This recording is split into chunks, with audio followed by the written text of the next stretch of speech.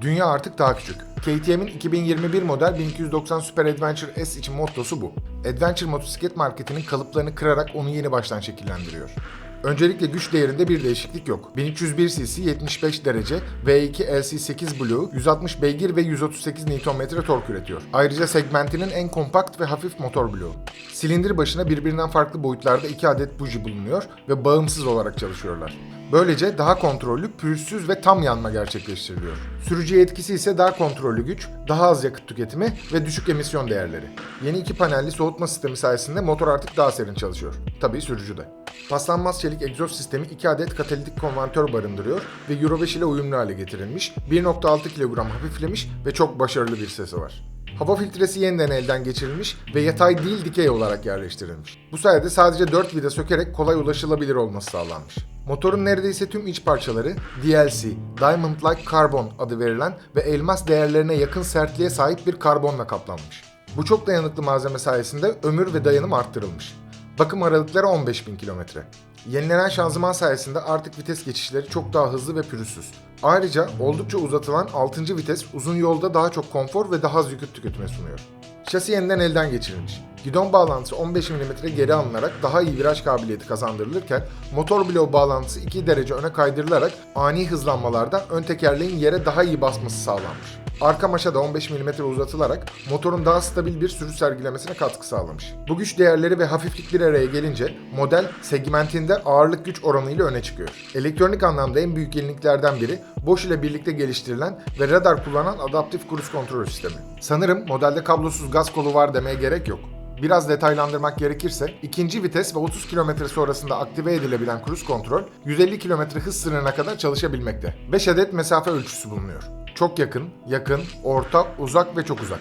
Sürüş modları yağmur, 100 beygirle kısıtlı, sokak, sport ve offroad. Bu arada opsiyonel olarak sunulan rally modu pek çok detayı ayrı ayrı ayarlayabileceğiniz seçenekler sunuyor. Yeni 7 inç tam renkli TFT ekran aynı zamanda açısal olarak da ayarlanabiliyor ve tüm menüleri kontrol ettiğiniz joystick'te yenilenmiş. Ayrıca arkadan aydınlatmaya sahip. Bluetooth sistemi sayesinde telefon, müzik, çağrılar ve turn-by-turn navigasyona kumanda edilebiliyor. Bu arada ön panelde su geçirmez bir telefon haznesi ve tabii ki USB şarj noktası bulunuyor. Ön far alanına radar sensörü eklenmiş ve artık viraj aydınlatması da bulunuyor. Diğer elektronikler arasında lastik basınç sensörü, otomatik sinyal iptali, anahtarsız çalıştırma ve anahtarsız depo kapağı mevcut. Önceki modelde bulunan elektronik süspansiyon kontrol ünitesi de yenilenmiş. KTM'in söylediğine göre şu an marketteki en gelişmiş süspansiyon sistemi bu. 6 eksenli IMU ünitesi sadece çekiş kontrol sistemi ve ABS ile değil, aynı zamanda WP'nin yeni jenerasyon semi-aktif süspansiyonu ile de iletişime geçiyor. Yol yüzeyine veya sürücü girdilerine göre manyetik valfler damping ayarını anlık olarak değiştiriyor. Sürüşünüze göre süspansiyonu konfor, sokak ve spor olarak ayarlayabiliyorsunuz. Opsiyonel olarak Süspansiyon Pro sayesinde tüm bu ayarları motosikletinizin sizin adınıza yapmasını da sağlayabilirsiniz. Aynı zamanda preload ayarı da 10 seviye arasında sürücü tarafından seçilerek hidrolik motor sayesinde elektronik olarak yapılabiliyor.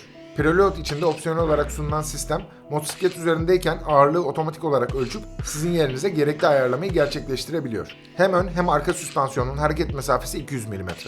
Fren sisteminde Brembo tercih edilmiş.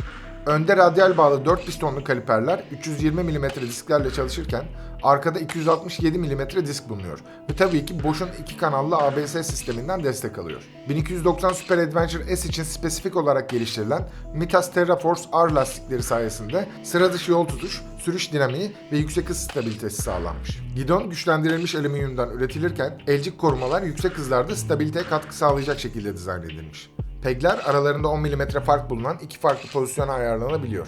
Sele yüksekliği de 849 ve 869 mm arasında ayarlanabiliyor. Kulağa biraz yüksek gelebilir fakat aksesuar kataloğunda 11 farklı sele mevcut. Rüzgar siperliği rüzgar tüneli testleri sayesinde son şeklini almış ve sürücüyü son derece koruyor. Ayrıca sağ ya da sol müsait olan tek elinizle 55 mm'lik ayar imkanı mevcut. Yakıt deposu 790 Adventure'dan örneklenerek 3 hücreli yapıda üretilmiş. Bu sayede ağırlık merkezi oldukça aşağı çekilmiş ve yapısı itibariyle bacaklara da rüzgar koruması sağlıyor. Önceki modelde olduğu gibi 23 litre. Paylaşılan teorik yakıt tüketimi 100 kilometrede 5.7 litre. Kuru ağırlık 220 kilogram. Mart ayında satışa sunulması bekleniyor.